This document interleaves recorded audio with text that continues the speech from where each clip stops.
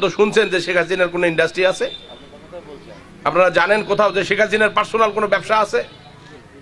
তিনি কয়েকদিন আগে বলেছেন যে রাজনৈতিক নেতাদের শেষ জীবনটা খুব করুণ যায়, আমি যদি ক্ষমতায় আসতে না পারি এই গণভবন থেকে আমাকেও সরে যেতে হবে।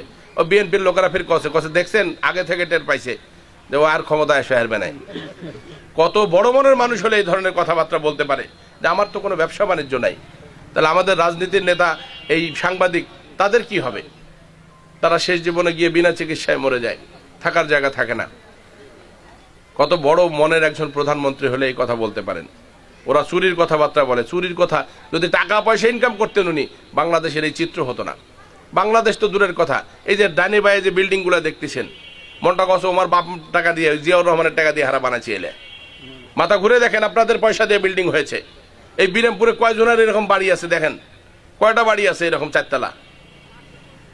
অথচ শেখ হাসিনা আপনাদের সন্তানদের জন্য লেখাপড়া করার জন্য কত সুন্দর ব্যবস্থা করে দিয়েছেন। এই যে রাস্তাটা এখন প্রায় 1200 কোটি টাকার উপরে চলে গেল, এরপরে আল্লাহর রহমত ওনাকে প্রধানমন্ত্রী করে এই রাস্তাটা আমরা 4 লেন করে ফেলবো ইনশাল্লাহ।